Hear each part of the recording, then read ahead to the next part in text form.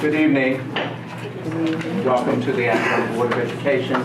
We're grateful for your presence this evening, and we're grateful for our junior ROTC cadets who will lead us in our Pledge of Allegiance for this evening. Roll call. Mr. Alexander. Be in this seat again. Present. Mrs. Baylor. Here. Mrs. Lasher. Here. Mr. Miller. Here. Reverend Walker. Present. And now, we'll be led in our Pledge of Allegiance by the NJ ROTC cadet this evening.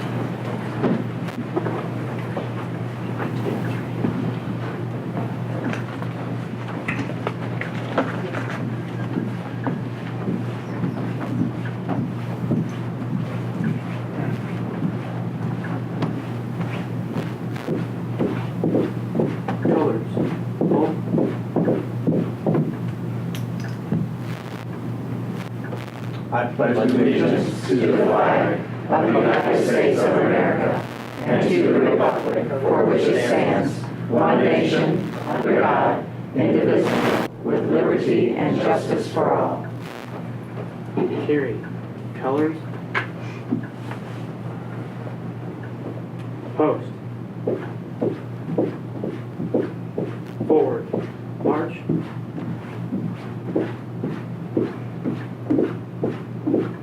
Colors. Alt. Post the colors. Ready. 2. Up, out. Face. Forward. March.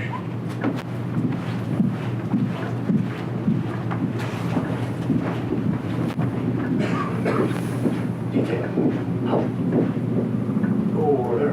Oh. Right. Ladies and gentlemen, your cadets today are from the High School Cadet Commanding Officer, Keila Dean. He's going to be running the unit next year of the 70 to 80 cadets that we have. Cadet Gerbeck, Jr. He is going to be running the Army, taking care of all the rifles that we have, all our drill rifles. And Cadet Hardy, who's going to be in charge of our air rifles next year. And if you were familiar with last Wednesday, they had the Summit County Court of Clerks huge meeting and in Fairlawn with one representative from every county. We were asked to do the colors for that. So we did pretty well. Thank you.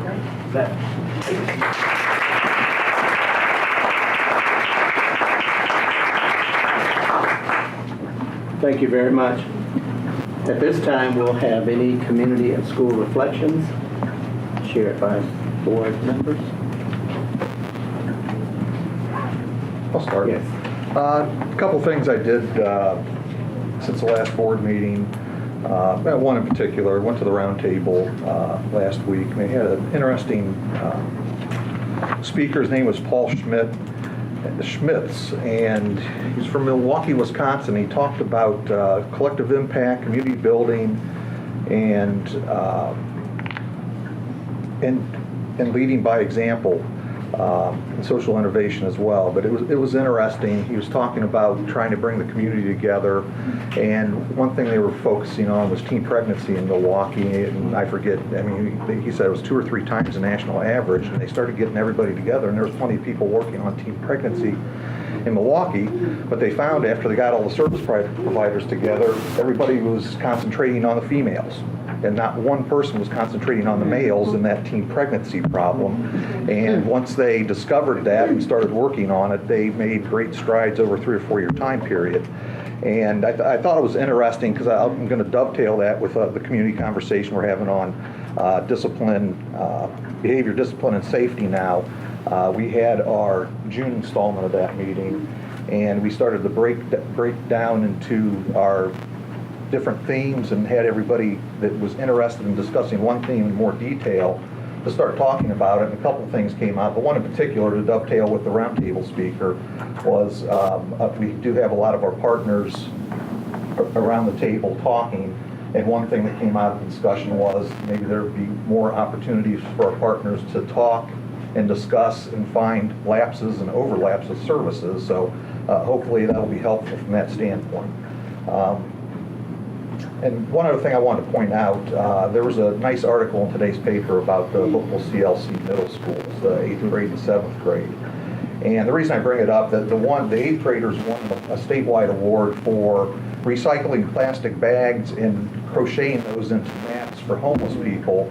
And I happened to see a demonstration. I went to a local PTA meeting a couple months ago, and they had one of the young ladies that were participating in that show us how to crochet trash bags. It was interesting, but and at that point in time, they were looking for funding to get to. I assume it was in Columbus, but I don't know where the state competition was. But obviously, they got there. They won 4th prize, and then the 7th graders also won a silver medal for some kind of letter writing campaign they were doing to active duty in the military. So, bravo to the local CLC middle schoolers. Okay, thank you. Next. Two quick things. One, I see Mr. Tom Ginder in the audience, and just want to shout out the Akron Promise Scholarship fundraiser that's happening on July 14th. That correct date, there's a golf outing in the morning, and then later a kind of dessert fundraiser night. Yes. Great. So that's July 14th, and that helps Akron Promise do some of their work. And then also on June 11th, the board got a letter from a retired APS teacher, Bruce Hukill, and Jennings CLC teacher, Joanne Cook, recognizing the Jennings principal, Mr. Charles Jones, and all of his contributions to the chess club. It was a really, really sweet letter, and just wanted to acknowledge that publicly as well. He is the principal is consistently attending their practices for chess club.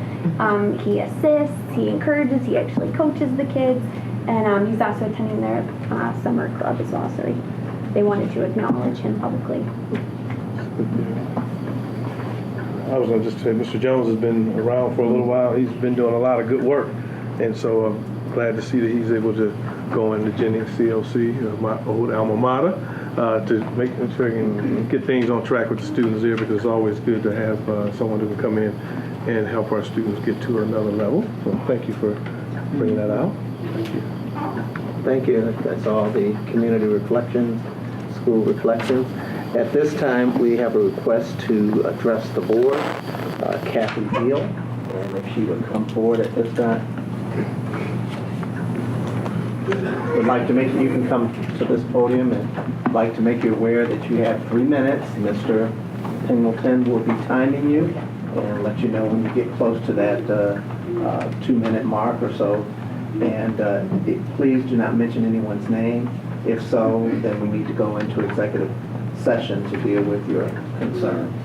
But I do mention names, I'm sorry. Well, you can't Can I mention say any name. coordinator instead of a name? That's in the General staff positions, David. Yeah, general staff positions, but not employee names, if that's okay. Okay. Then I'll switch it. Okay. Okay. Thank you. Hello, my name is Kathy Deal, and I'm one of the 8 OT and PT assistants on your agenda for contract suspensions this evening. I'm compelled to ask you to take the time to consider this decision and how it will affect the provision of therapy services for the students and staff of APS. We humbly request you table this recommendation for the opportunity to understand the complexity of the issue. Collectively, we have served 121 years of therapy provided to our students and support for our staff members. Each of us has met or exceeded all credentials and licenses for practicing OT or PT in the state of Ohio. None of us have received disciplinary action of any kind. Our singular focus has been on providing therapy services for our students and those need to access their education to the best of their ability. We are 100% qualified to provide the push-in service delivery model in place for the upcoming school year. We provide therapy services to our students in teams. Basically, each assistant has 2 OTs or 2 PTs, 2 therapists. This team approach, as spelled out in our contract, helps assure the provision of therapy in a smooth and efficient manner. The OTs and PTs are responsible for evaluations, assessments, screenings, IEPs, ETRs, all the meetings that go with those things, PLCs, and etc. The list goes on and on. While they are involved with these things, we, the assistants, are here to provide the therapy services prescribed on the student's IEP. If we are no longer here, the continuity of care for our students is disrupted. It is this best practice, a team approach that you are about to suspend away. Having this team partnership most importantly assures our students receive the therapy they need and is also a cost-effective measure to a school district.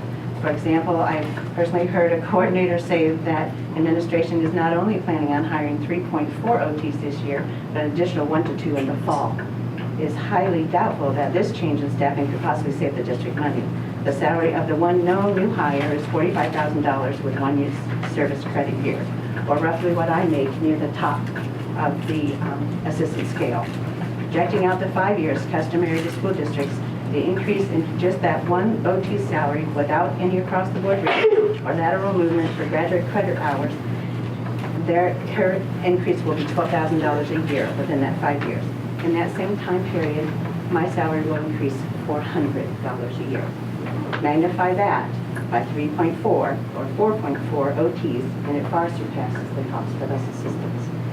In closing, I would like to say that I am not a young person, and I have worked in many different fields in my life, but I have never been treated with such utter disdain and blatant discrimination as I or we assistants have received this year from our coordinator or our director. We have served our students and staff with respect and the best skills we have to offer, and done nothing to deserve the treatment we have endured. Even after contacting the unit to help us resolve this issue, so far administration has even refused to negotiate with them on our behalf, as required by Ohio Revised Code. Our mission has been and always will be to provide highly qualified therapy services to the students of APS.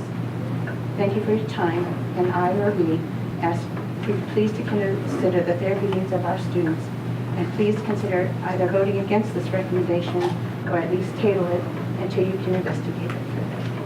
Thank you for your time. If you have any questions, I'd like to see that. Thank you very much. Do you have a copy? Do you want us to submit a copy or? Well, I have names and things on there, so I don't know. I can take them out and send it to you. Thank you very much.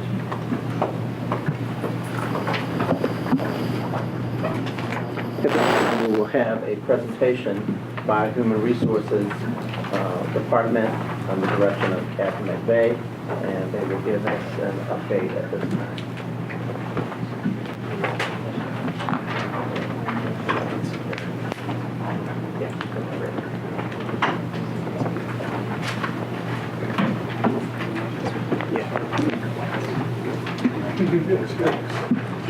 It goes back, it goes around.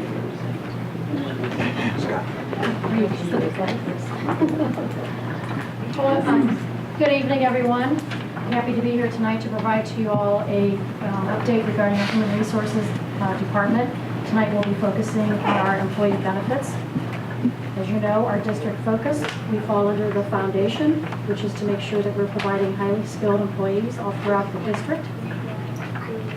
The mission for our Human Resources Department is that we will recruit, retain, and support a high-performing, diversified staff to ensure and support college and career readiness for all students.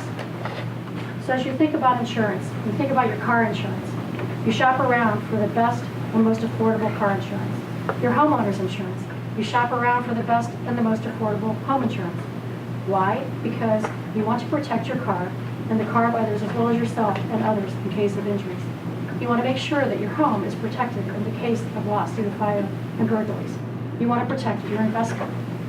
What about the investment in yourself, in your health? Don't you want to protect you and your family from serious illnesses and injuries? In the past, employees have viewed their health insurance as something that the employer was responsible for. Unlike car insurance and homeowners insurance, employees had no ownership in their health plans. That was something for their employers to worry about. Well, that's a thing of the past. What we have found over the years is that a lack of employee and employer awareness leads to increased health insurance costs and decreased productivity year after year after year. Although Americans have become more and more health conscious, leading healthier lives is difficult due to higher stress, longer work days, and constant multitasking, making it difficult for us to focus on our health. Did you know that according to the Centers for Disease Control, chronic diseases account for 75% of total health care costs, and they're also the most preventable. These illnesses include heart disease, stroke, diabetes, cancer, and obesity. Some of these diseases are preventable through proper maintenance of your health, diet, and exercise. Employers and employees alike need to think differently about wellness and what it means. Our goal here at Akron Public Schools is for us to have healthier employees, and I know we all share that common vision.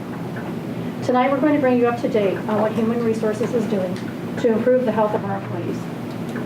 I'd like to introduce to you Judy Newser, who is our Employee Benefits Manager. She was hired by Akron Public Schools in 2011 and brought with her over 16 years of human resources experience, which included the development and administration of employee benefit programs. Thank you, Kathy.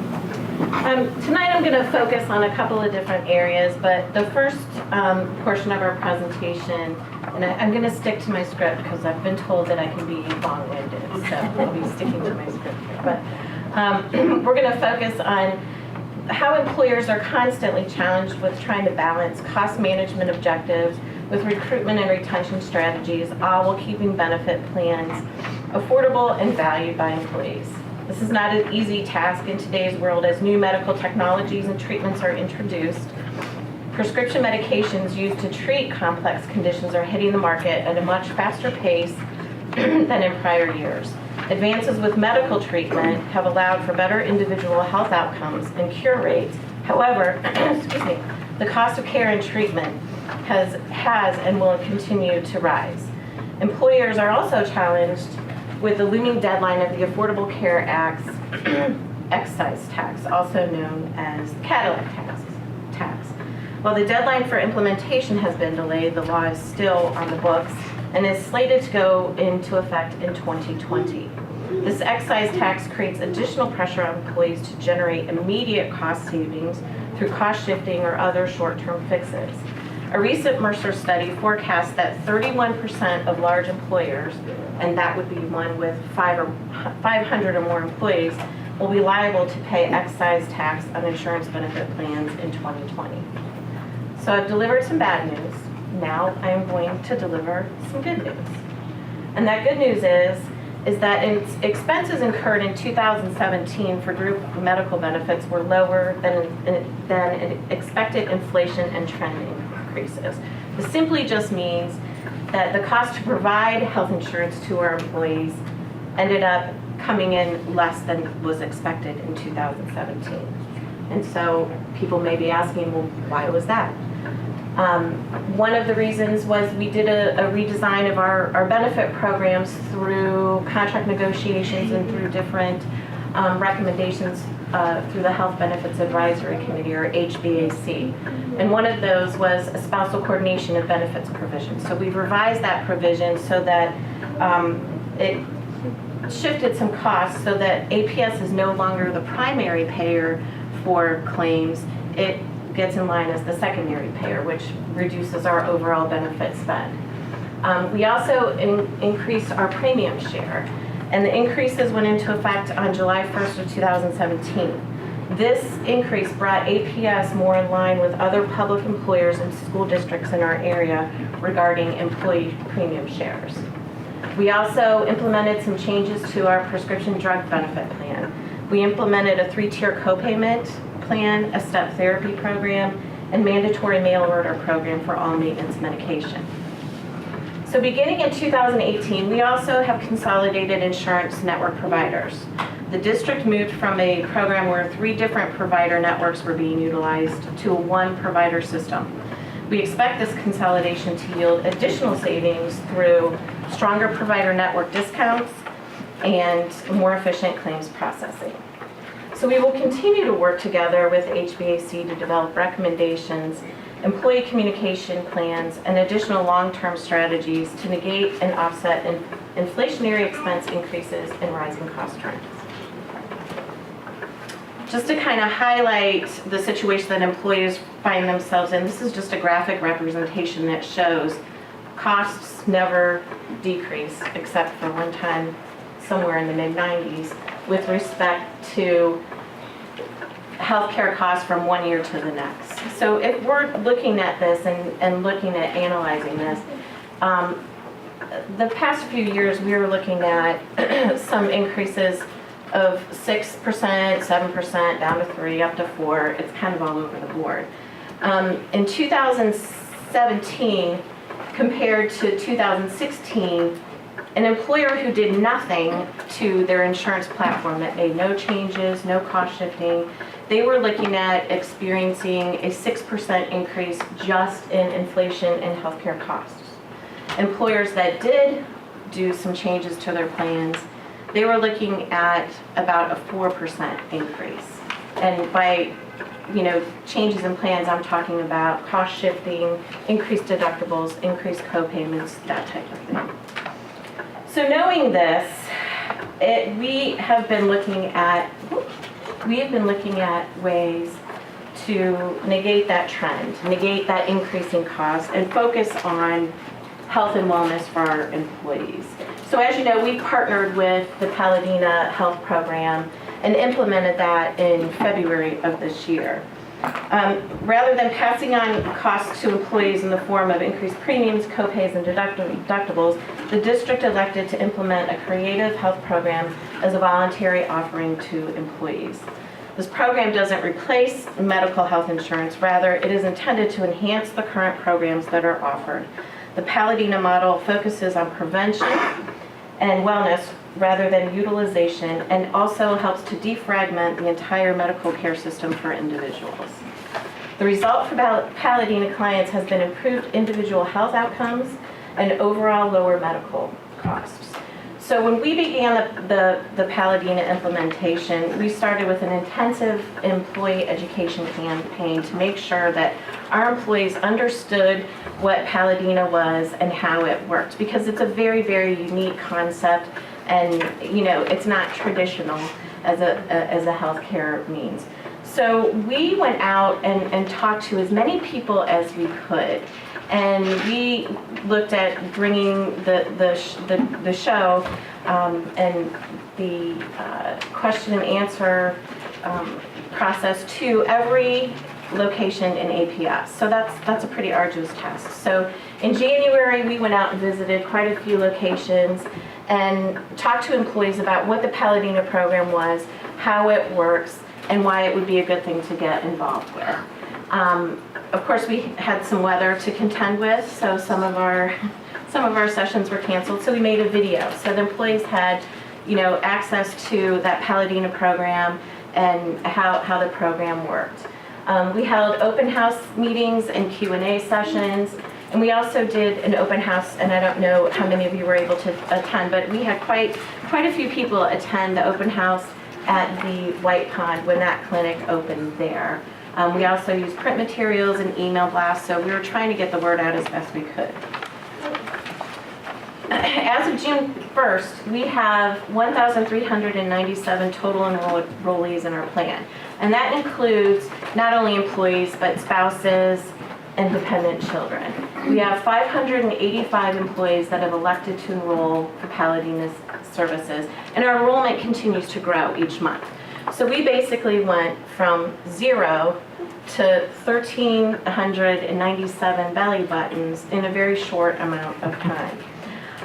Which is a good thing. And Paladino is in 50 states, and 11 different states with over 50 locations, and they have talked to us several times, their upper management, about how APS was a very innovative leader with the adoption and the rate at which people enrolled in the program. So we're kind of like their champions for how to implement a Paladino program for an employer.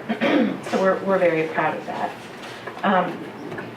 We are also looking at, I keep hitting the wrong button, I apologize. We are also looking at expansion. We have 3 physicians and a nurse practitioner on staff now, and as the program grows, we will, our Paladino will be hiring additional physicians, and there are plans to expand to the Green location as a 3rd location. So what does that mean? What are the next steps? Well, the next steps are, we're currently in the program outreach phase, meaning we have 1,397 people that have signed up to use Paladino, and in order for the program to work, they need to engage with a physician. They need to go in for their initial appointment. They need to, have their screenings done. So we're working now and delivering that message to, okay, you signed up for the program, let's get in, because the crux of the program works with that relationship between the patient and the physician. So we're working with Paladino for that outreach right now. We also are getting close to completion of the 400 West Market location. We're kind of on track, I believe, to have that completed here in mid-July. And so we'll be planning some open houses when that facility opens towards the end of the month. In addition, July is when we have scheduled our very first quarterly reporting review, where we'll be looking at patient satisfaction surveys, different performance metrics, health and wellness metrics, as well as medical cost savings. So we are eagerly awaiting that meeting as well. So this is the 5th year. We've talked a lot about health and wellness for our employees, and this is the 5th year that we have had an employee wellness program that employees can voluntarily participate in. And the program works by utilizing a simple blood test, a biometric screening that is screening for different health markers like glucose, high cholesterol, different things like that. And the goals of the program are designed to provide early detection of any chronic conditions.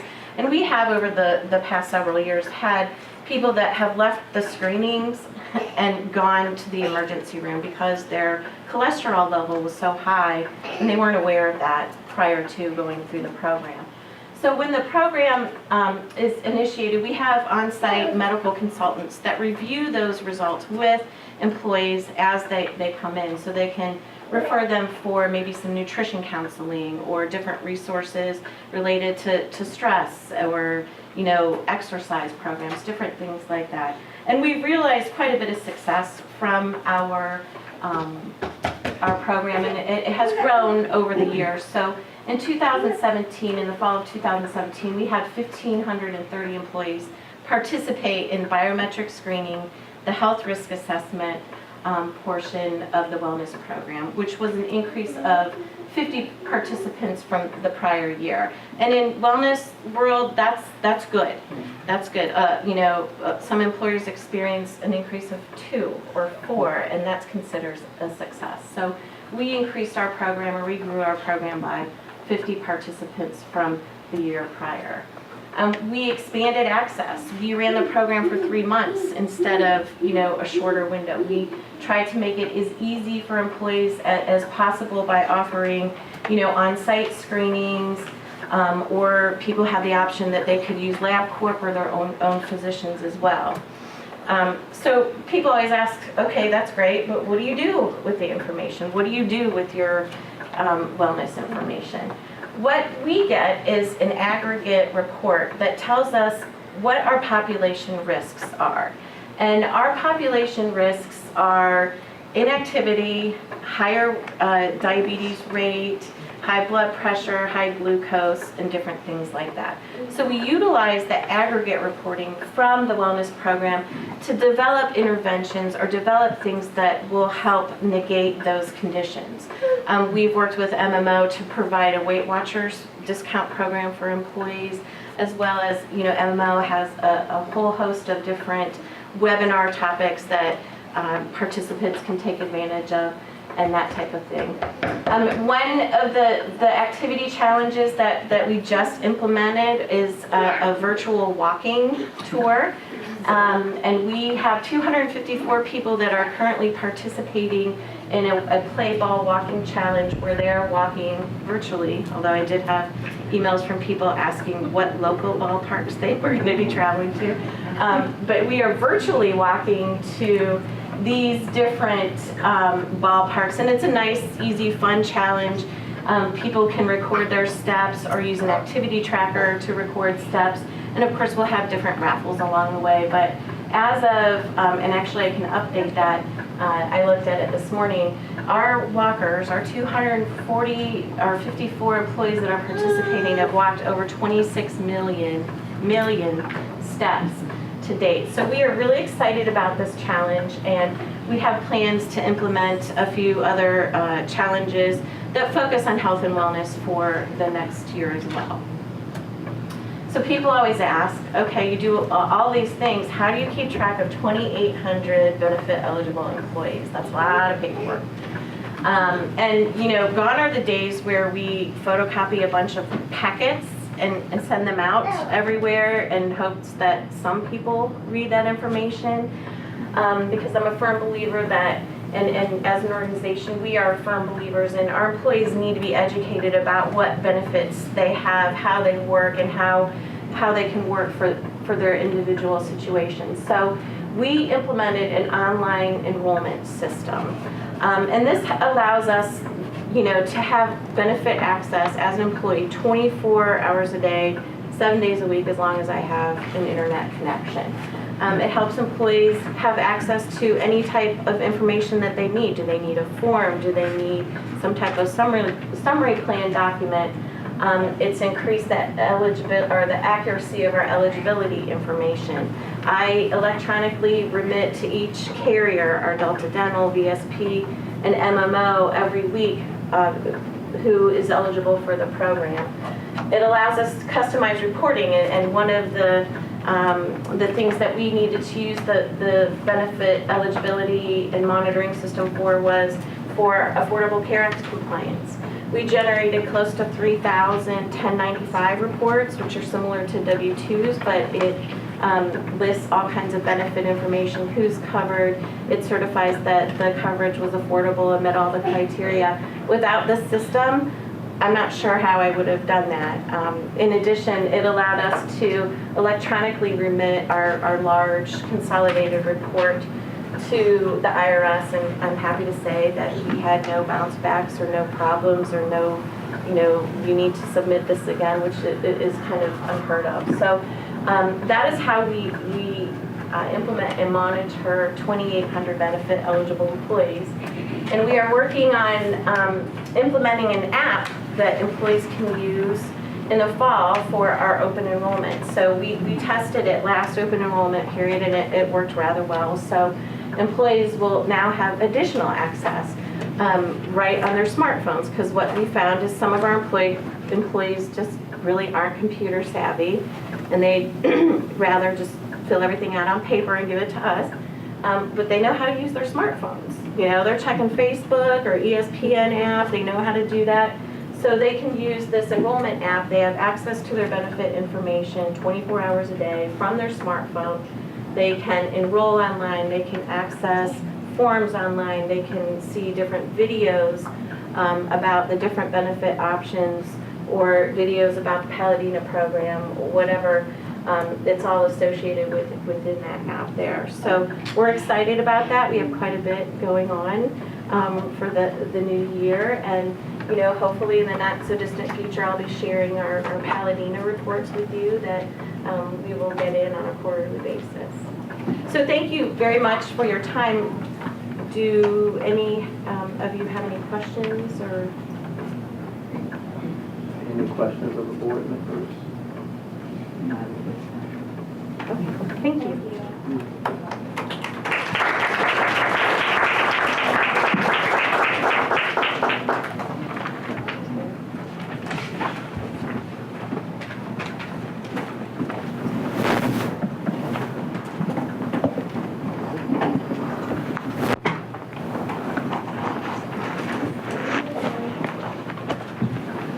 Well, thank you and staff for the fine report. I know that's a lot of work, and I'm very encouraged by the association and working with Paladino, and hope we can continue to increase those numbers of the people just simply not having their name as possible, but actually going. As you said, it works by you going to the doctor, going through those processes, get an exam, do all those things, and that helps the activity of that program, and helps us as a district. So thank you very much. At this time, let us have the approval of our regular meeting minutes. Been properly moved and second. Roll call. Mr. Miller? Yes. Trevor Walker? Yes. Mr. Alexander? Yes. Mrs. Bailey? Yes. Mrs. Lasher? At this time, we have our superintendent's recommendations. Mr. President, I have before me for your consideration 66 personnel recommendations and one item on the personnel recommendation supplement. And before I move their approval, I'd like Kathy McVeigh to announce quite a few adjustments in staff as we move to fulfill positions at our college and career academies. If I could please ask Denise Bahari, if you could please stand up. Ms. Bahari, after graduating from high school, she entered Ohio Northern University on an academic scholarship. She graduated with a Bachelor of Science in Business Administration and attended Cleveland State University, where she majored in elementary education.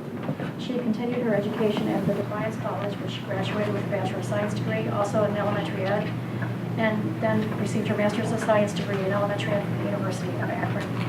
She began her teaching career in 1999 as a career prep teacher for 7 years, and in August of 2006, she switched gears and moved over to teach math until 2013.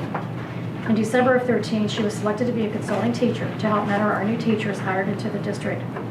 For the 17-18 school year, Denise was an aspiring Principal Academy intern at Litchfield CLC. Her objective to obtain a challenging position that utilizes her education and experience in public school education has come full circle. Tonight we are recommending her for an interim Dean of Students position, and she will be assigned at Litchfield in 2018-19. Congratulations.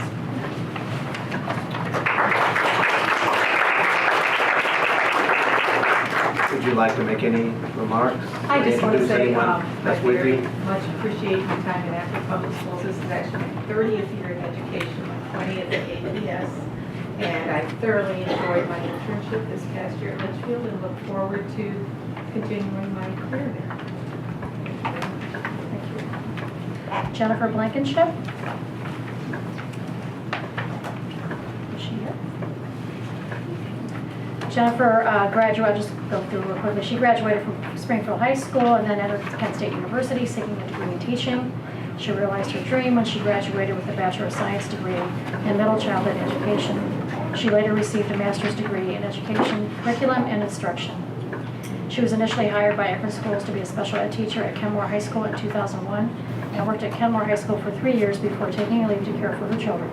She returned to teach language arts at Kent Middle School for the next 6 years.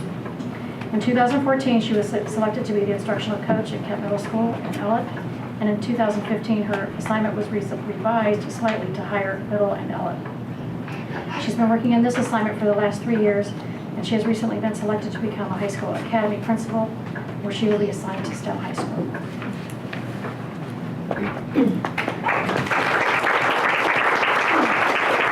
Mr. Aaron Dehart. Aaron is a graduate of Orville High School. He received his bachelor's degree in industrial management from the University of Akron and later earned his master's degree in educational leadership from National University. His teaching career began in 2001 when he worked for Canton City Schools as a long-term substitute teacher. In 2003, he became a full-time language arts and social studies teacher at Crenshaw Middle School. While at Crenshaw, Aaron founded the Varsity Club program for at-risk students. This program focused on goal setting, decision-making, academic achievement, and social skills. He was assigned to Harder Elementary, where he participated in the building leadership team, and he then moved to Lehman Middle School, where he also served as the head basketball coach and head football coach. In 2011, Aaron moved to the Plain Local School District, where he became a language arts teacher, and he joined Akron Public Schools in 2015. He became Dean of Students at Jennings CLC. After 1 year at Jennings, he became Dean of Students at East CLC. Tonight, he's being recommended to become an academy principal at the high school level. His experiences have prepared him well for this new assignment. Aaron will be assigned to Kenmore Garfield.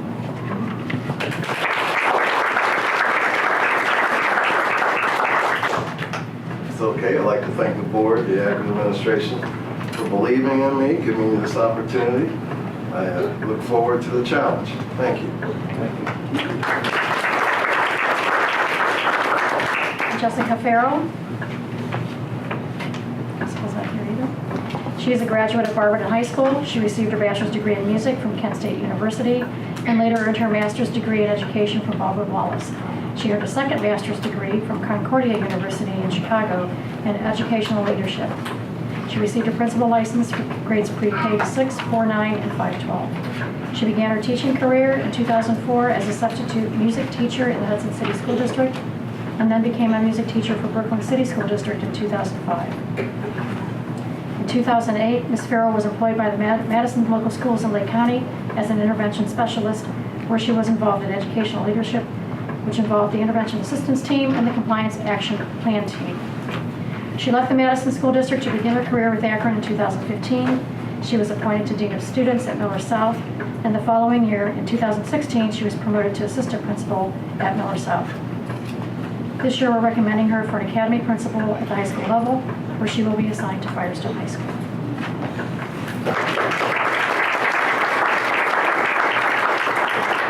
Andrea House. Andrea is a graduate of Walsh Jesuit High School. She attended the University of Akron, where she earned her Bachelor of Science degree in education and returned and earned her Master of Arts degree in education in 2007. She was initially hired as a substitute teacher by the Akron Public Schools to teach algebra at Kent Middle School.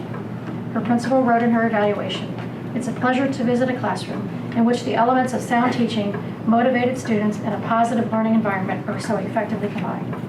In 2004, she was hired full-time to teach math at the middle school level. She taught at Goodrich before moving to Higher.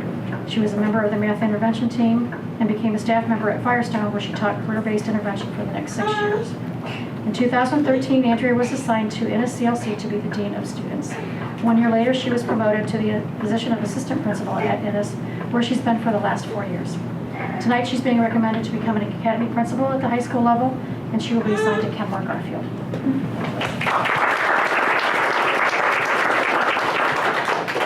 I want to thank my family, my husband, my mom, and my, sorry.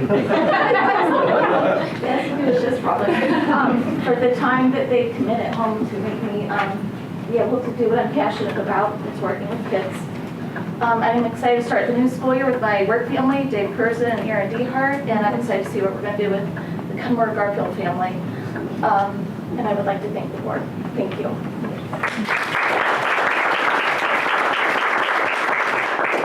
Farren Ranko. Farren is a graduate of Worcester High School. She obtained her Bachelor of Arts degree in Early Childhood Education from Wittenberg University in 2006. She came to Akron with 10 years of teaching experience from Brooklyn, New York, Charlotte, North Carolina, Columbus, and Cleveland, Ohio, and most recently at Middlebury Prep Academy in Akron. She was awarded Teacher of the Year for the 2010-11 school year. Ms. Ranko was initially hired as an elementary dean for Leggett and Reimer CLCs in August 2016. She's been working in this assignment for the last 2 years. One of her principals noted Mrs. Ranko did a nice job focusing teachers during PLCs and a 5-step process, and also all SLR growth measurements came out at a 4 at above expected growth. She brings a wealth of knowledge and experience with her as she continues her journey with Akron Public Schools. Tonight, she's being recommended for an interim elementary school principal position and will be assigned to Piper Elementary.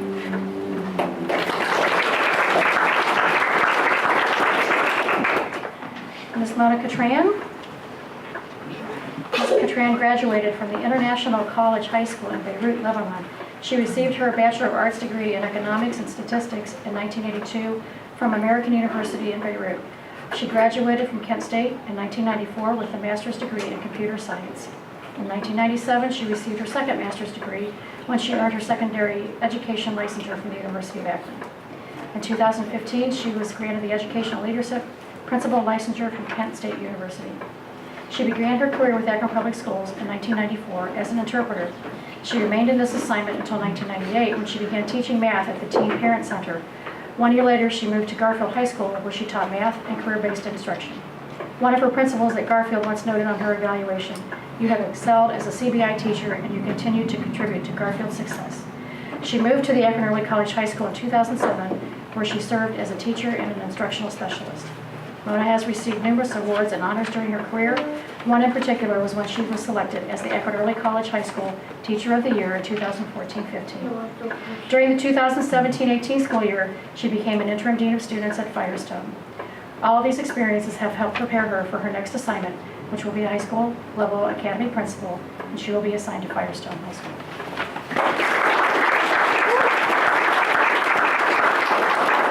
Thank you. I prepared something and he laughed at me, so I'm not. But honestly, I consider APS as my family. Every single person in this room and outside the room is part of my success. If I can make it, I believe anybody can make it. I came not knowing English, and here I am, so thank you.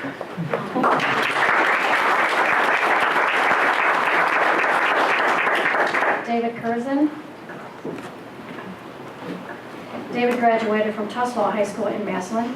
He earned his bachelor's degree in elementary education from Central Michigan University and obtained his master's degree in educational leadership from Ashland in 2017.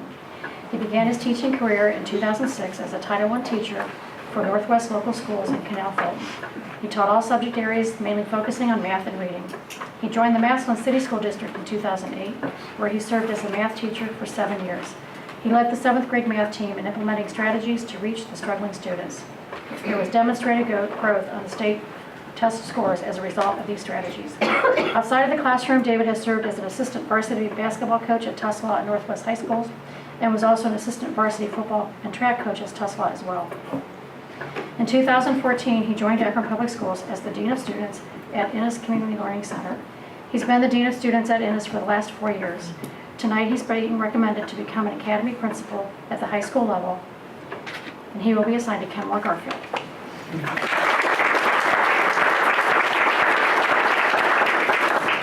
I would like to thank the board as well as my family here and my work family, Mrs. Rodocker, Mrs. House, Mr. Dehart. Really looking forward to next year and the launching of the academies at Kenmore Garfield. And thanks to Ms. Tekka for her organization of that, and really looking forward to seeing how we can change education in Akron Public Schools.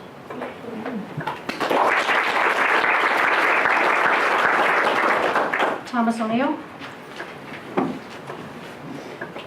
Tom is a proud graduate of North High School. He received his bachelor's degree in secondary education at the University of Akron in 1992 and returned to the University of Akron and received his master's degree in 2006. During the 1992-93 school year, he did his student teaching in English at his alma mater, North High School. He began his employment with Akron Schools in 1993 as a part-time English teacher at Firestone High School. The following year, he was hired as a full-time teacher, and he taught English at Ella High School for 1 year before moving to, you guessed it, North High School, where he taught for the next 14 years. While at North, Tom served as a varsity track coach, and he was also the head football coach for 12 years. He was selected to teach English at the Akron Early College in 2009. He's been commended for embracing technology in student instruction and for his involvement in many extracurricular projects and activities. He remained in the teaching assignment until 2015 when he became Dean of Students at the Akron Early College. Tonight, Tom is being recommended for an academy principal position at the high school level, and he will be assigned to Akron Early College.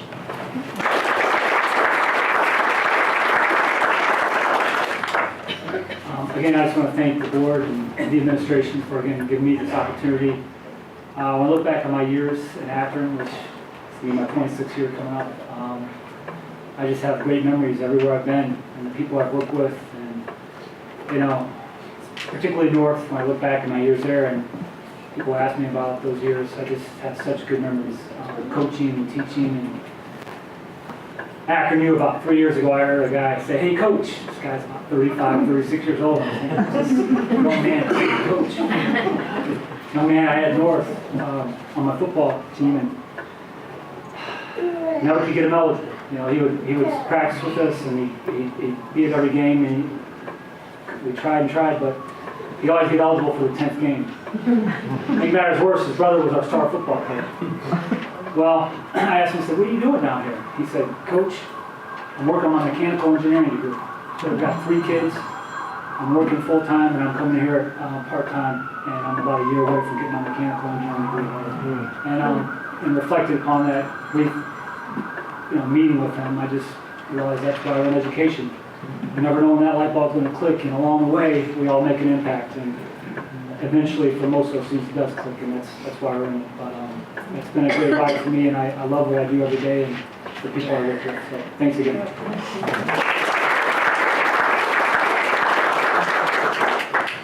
Patty Rigs.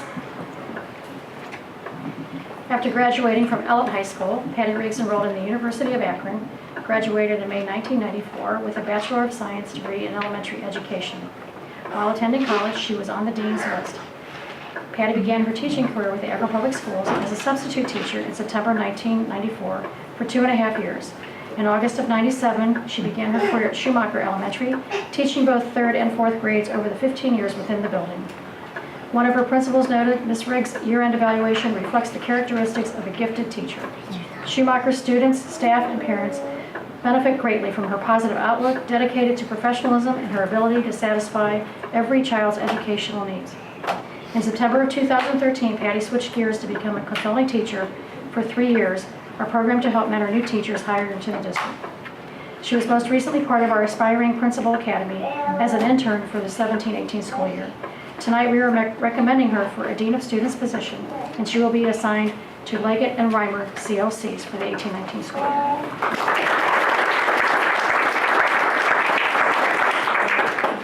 Thank you, and as Thomas said, I am an Akron-born person too, born and raised Akron, very proud to be representing Akron Public Schools and putting the word out there how great we are.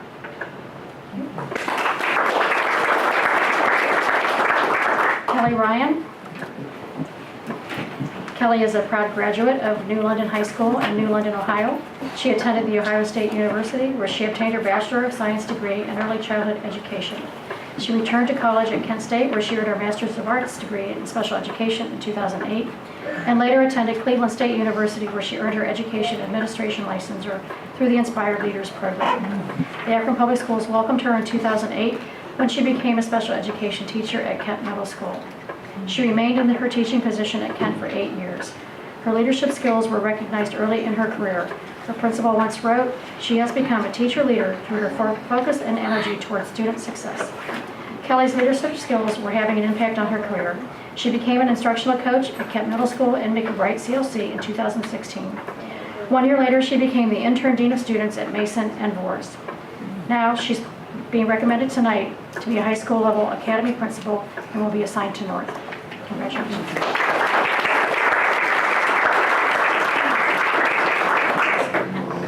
I just want to say thank you to everyone that has anything to do with getting me here today. I am APS proud. I love APS, love working here, and I'm thrilled to be coming to North High School to be the freshman academy principal there, and I just can't wait to get started. Thank you. Go Vikings! And with that, Mr. President, these recommendations are in proper form. I move their approval. Been properly moved and seconded. Is it my comment?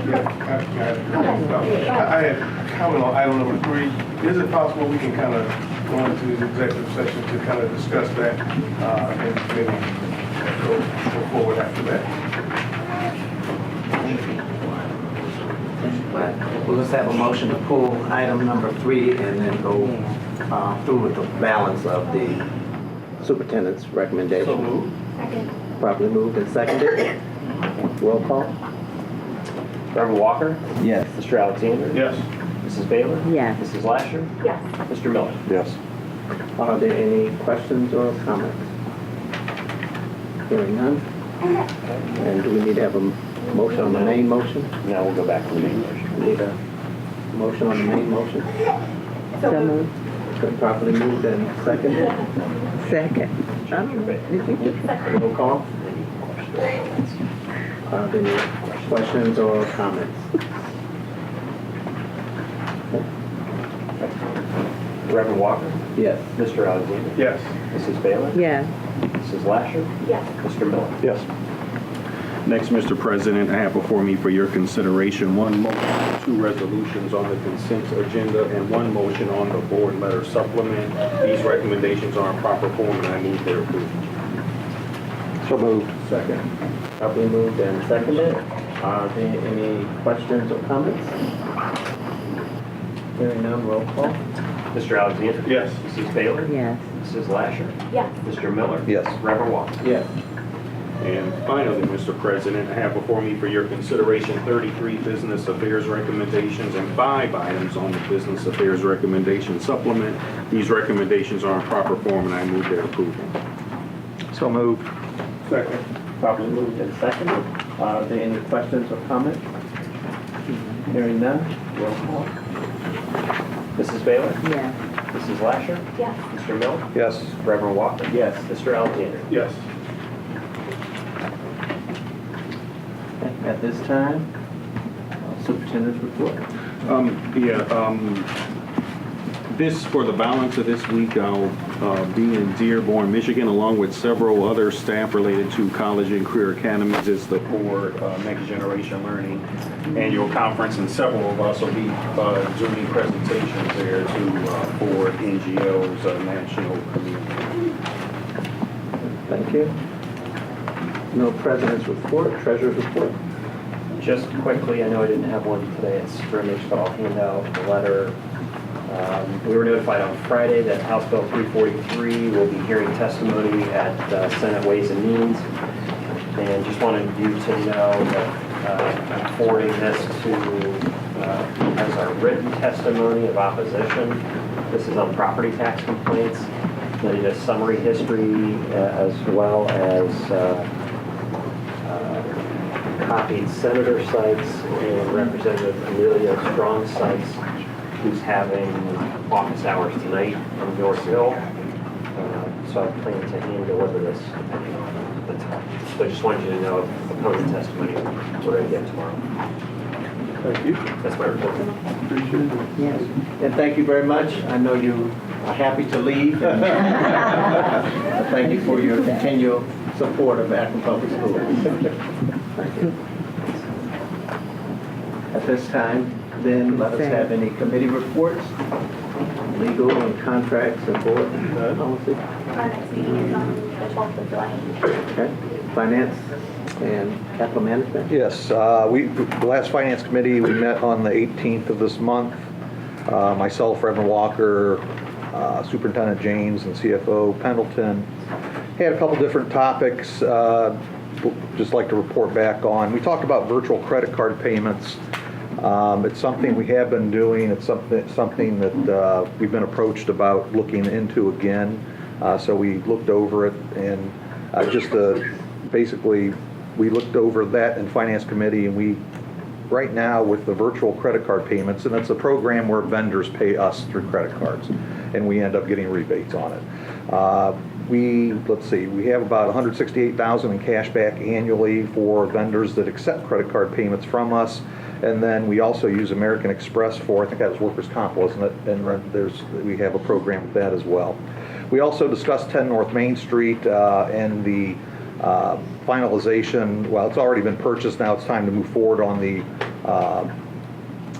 rehab or getting it ready for us to move into. And we discussed that a little bit, and also the consolidation of staff into that building as well. And so we'll continue to monitor that and move forward. And then lastly, we had, well, not lastly, but the third topic we discussed was different properties that Akron Public Schools hold, whether they're vacant or currently used or not. But we do have properties that we're discussing on how to move them with various people around town. So that is, I think that's always a continuing topic that we have. A couple highlights. Akron Public Schools received a total of over $31 million in federal, state, and local grants for our fiscal year 2018. And we want to give a special shout out and congratulations to Blaine Bruce, Assistant Treasurer, as he retired. I think it's official, or as he retires after, 31 years of service to the district. So thank you very much to Mr. Bruce. And then relating to finance, we will have a special meeting Thursday. Yes, thank you. And is that 4:30? 4:30 for appropriations, end of year budgets, and next year budgets. Okay. At this time, any instructional policy and Student Achievement Committee.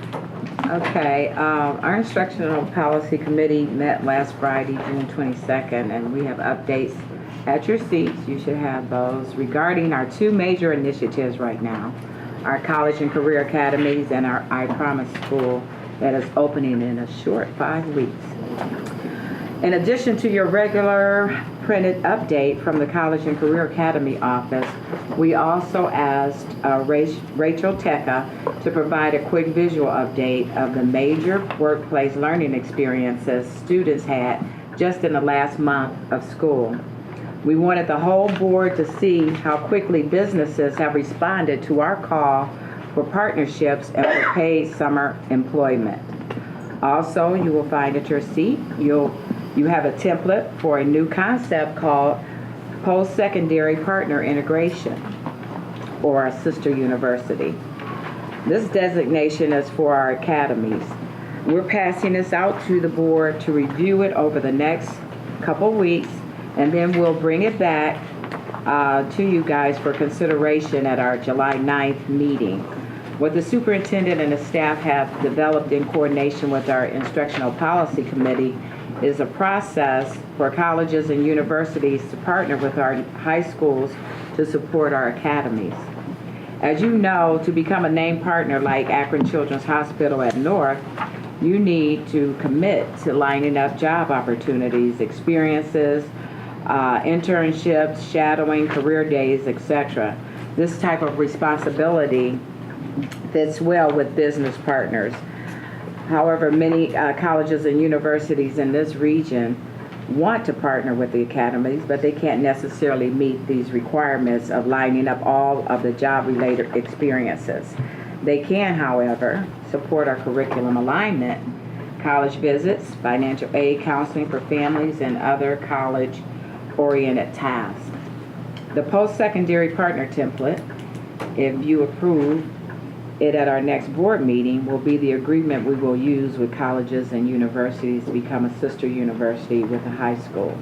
We will also share more at our next board meeting, so tonight was just to introduce this new concept, which is very exciting.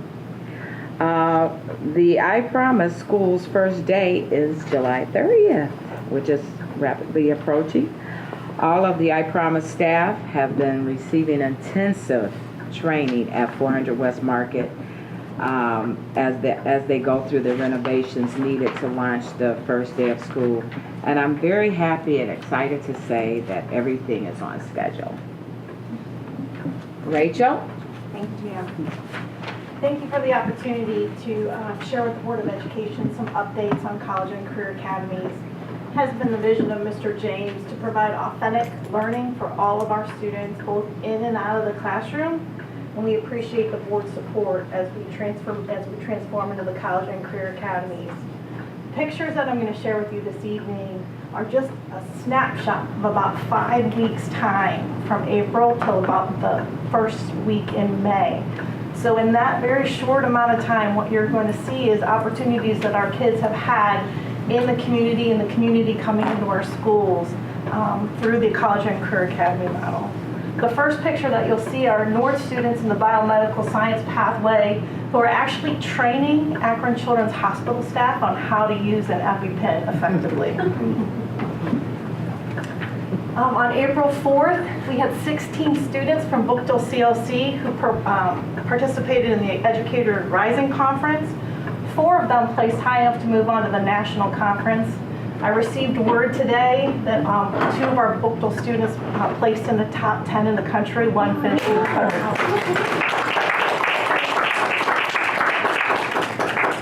On April 5th, one of our students received a $2,500 scholarship from the ACE mentoring program. The ACE mentoring program is architects, construction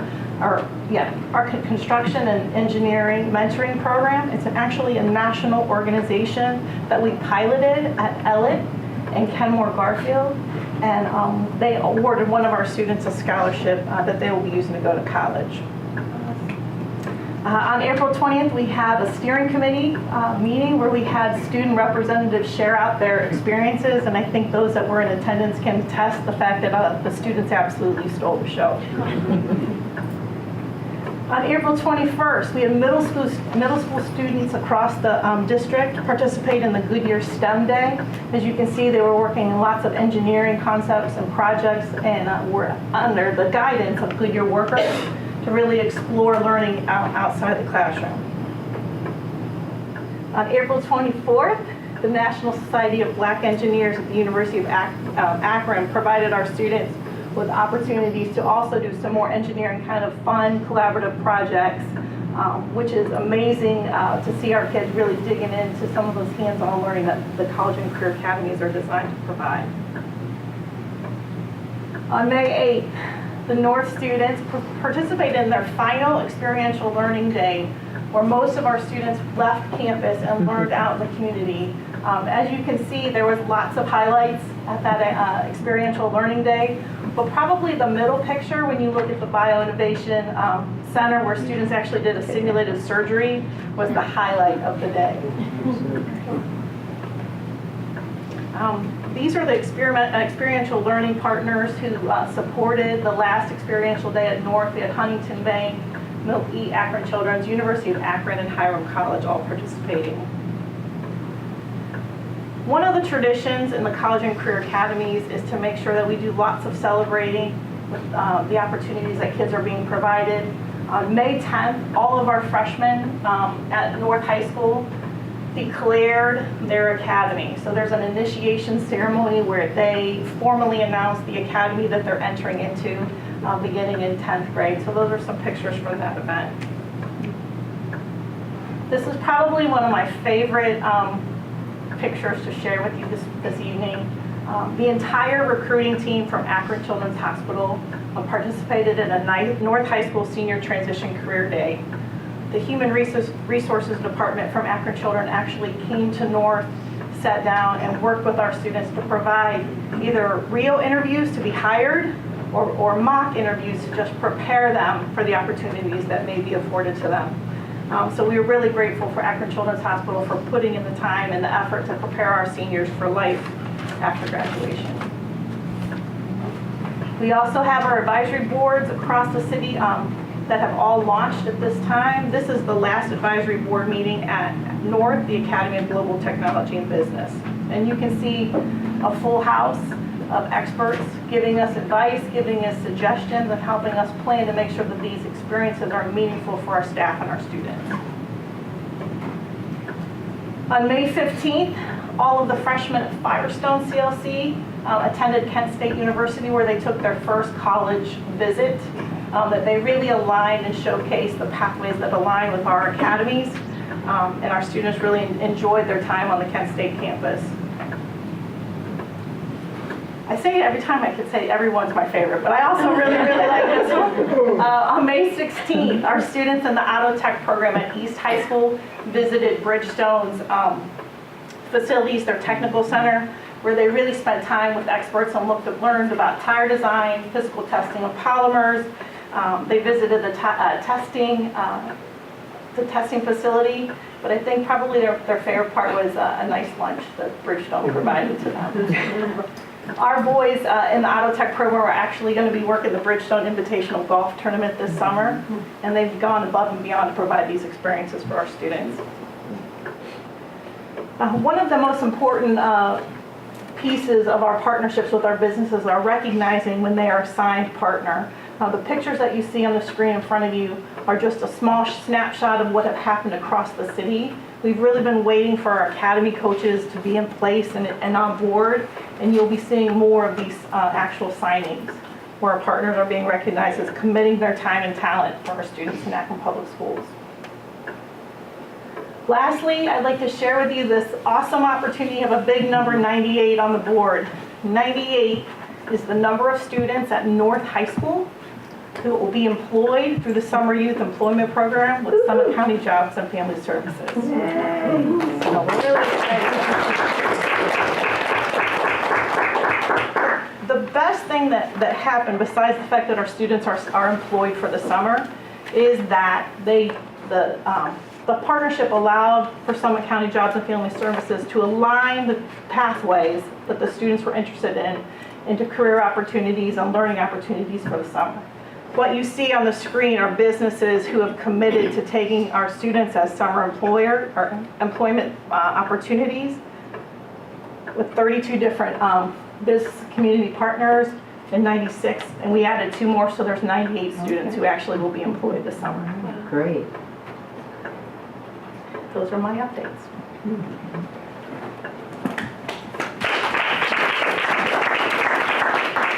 I want to say we kept that a secret because we wanted everybody to see it. So Lisa and I, we just kind of kept that under wraps because we wanted the entire board to witness and see the fascinating things that are really going on so quickly.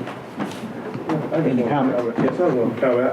I love this. This is what gets me really excited because this is real world work, and with the kids, we're going to help us contain and retain all of our students, because this is what if you talk to kids, this is what they want. They don't want the traditional, they want the non-traditional, and that is something we need to do. And I'm glad that we have done that now, because now we're going to keep these kids. And it's going to really work well. I just see this happening and doing some really great things for our students. And it's like Mr. ONeill said, sometimes it's just, you say this now and you work with these kids now, but this is going to have probably more of an impact, more of an immediate impact than, 8, 9, 15 years down the road. So I'm thankful for all of it. Thank you. Yeah.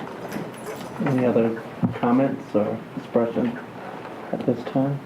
Okay. It's just so fantastic. And everyone in this room is contributing to all this wonderful things that are going on at APS. And like Bruce alluded to, it's going to retain our students, and it's going to, give them a really good chance of being successful citizens, here in our city, and if we can hook, give them the hook now, get them now, then they can stay here, and it helps build our economic base, and, it helps everyone thrive even better. So I just thank every last one of you guys for all your work every day, you guys. Thank you. At this time, any unfinished business? New business or marketing ad hoc committee? Yes, we are really excited to start a small but mighty ad hoc committee for marketing and communications. Basically, our goal would be to add some strategic planning and thinking with our current team members and maybe some additional volunteers that are experts in the community to talk through our brand, our communications, and our marketing. Thank you very much. And one other small piece of new business. I'm hoping to suggest that we nominate for the All Ohio School Board Reverend Walker and Mr. Bravo this year. And that just needs a motion and approval from our board to make that so. The nomination is due on June 29th, so I'm hoping that we can do that quickly today, just in oral, but we'll work in the end. Is it only 2 people we can recommend? We can only do the vice president and president. Okay. So they limited it. Okay.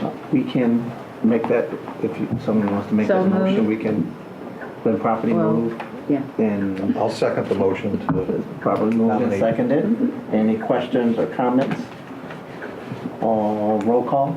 Mrs. Lasher? Yes. Mr. Miller? Yes. Reverend Walker? Okay. You can. Yes, you can. Mr. Alexander? Yes. And Mrs. Bale? Yeah. Thank you very much. At this time, we will go into executive session, and per our executive session guidelines, to consider personnel matters, RC 121.22G1, and then R 121.22G3, to consult with legal counsel. Receive a motion at this time to go into executive session. So moved. Been properly moved and seconded. Any questions or comments? Roll call.